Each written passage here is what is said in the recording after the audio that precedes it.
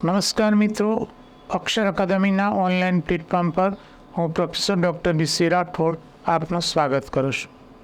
મિત્રો, બંધારણની કલમોનો પરિચય અન્વયે આજે આપણે કલમ નંબર 91 અને 92ની જોગવાઈઓ જોઈશું.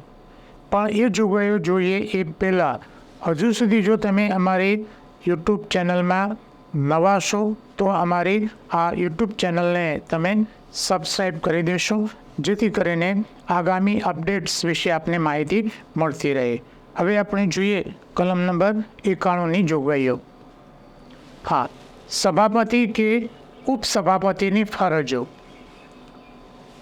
સભાપતિની હોદ્દાની ફરજો બજાવવા અથવા ઉપસભાપતિની સભાપતિ તરીકે ફરજો બજાવવા કે અન્ય વ્યક્તિની સત્તા સંબંધિત જોગવાઈ અહીંયા કરવામાં આવી છે. પહેલી વિગત એ છે કે સભાપતિનો હોદ્દો ખાલી હોય તે દરમિયાન ઉપસભાપતિ સભાપતિ તરીકેની ફરજો દર્શાવશે.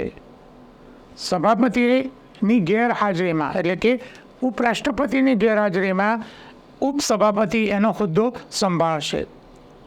ઉપસભાપતિનો હોદ્દો પણ ખાલી હોય તો રાષ્ટ્રપતિ તે હેતુ માટે નિમિત્ત એવા રાજ્યસભાના સભ્ય તેની ફરજો દર્શાવશે. ધારો કે ઉપસભાપતિ પણ હાજર ન હોય તો રાષ્ટ્રપતિએ જેની નિમણૂક કરે તેવા રાજ્યસભાના સદસ્ય એ સભાપતિની ફરજો બજાવશે. રાજ્યસભાની કોઈ બેઠકમાં સભાપતિ ગેરહાજર હોય તો ઉપસભાપતિ અથવા જો ઉપસભાપતિ પણ ગેરહાજર હોય તો રાજ્યસભાની કાર્યરીતિના નિયમોથી નક્કી કરવામાં આવે તે વ્યક્તિ અથવા એવી કોઈ વ્યક્તિ હાજર ન હોય તો રાજ્યસભા ઠરાવે તે વ્યક્તિ સભાપતિ તરીકે ફરજ નિમાવી શકશે.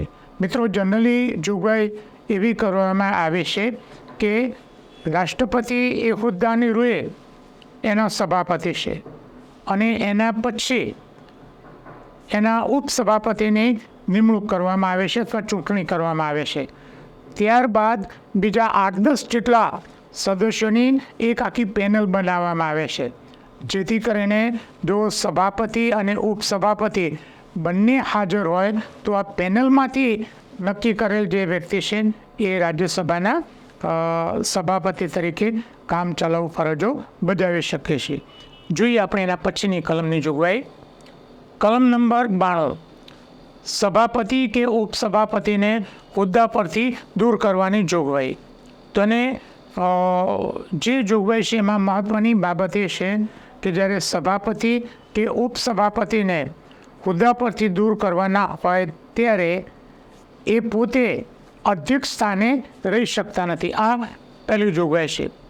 સભાપતિ કે ઉપસભાપતિને હોદ્દા પરથી દૂર કરવાની કાર્યવાહીની વિચારણા ચાલતી હોય તેવી રાજ્યસભાની બેઠકમાં સભાપતિ કે ઉપસભાપતિ અધ્યક્ષ સ્થાને રહેશે નહીં. આ મહત્ત્વની જોગવાઈ છે કે એમને દૂર કરવાની કાર્યવાહી ચાલતી હોય તો એ પોતે અધ્યક્ષ સ્થાને રહી શકે નહીં, સભાપતિ કે ઉપસભાપતિ. સભાપતિ કે ઉપસભાપતિને હોદ્દા પરથી દૂર કરવાની કાર્યવાહીમાં સભાપતિ કે ઉપસભાપતિને બોલવાનો તેમજ કાર્યવાહીમાં ભાગ લેવાનો અધિકાર છે. એમના વિરુદ્ધમાં કાર્યવાહી ચાલતી હોય તો એ પોતે એ કાર્યવાહીમાં બોલવાનો કે ભાગ લેવાનો એમને અધિકાર છે, પરંતુ એવા ઠરાવ ઉપર એમને મત આપવાનો અધિકાર નથી. આ મહત્ત્વની જોગવાઈ છે.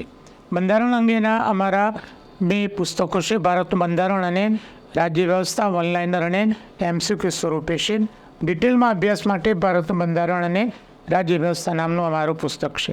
આ ઉપરાંત અમારી 2 ટેલિગ્રામ ચેનલ છે, ડીસી રાઠોડ કરંટ અફેર્સ, જેમાં રોજેરોજનું કરંટ અફેર્સ મૂકવામાં આવે છે, માસિક કરંટ અફેર્સ, દરરોજની 10 થી 15 જેટલી પોસ્ટ, 2-3 જેટલા ફ્રી વિડીયો અને પીસ મૂકવામાં આવે છે.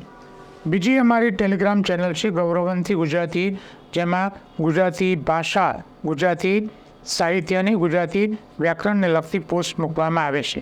હજુ સુધી જો તમે અમારી આ બંને ટેલિગ્રામ ચેનલમાં જોડાયા ન હોય તો એમાં જોડાઈ જવા વિનંતી છે.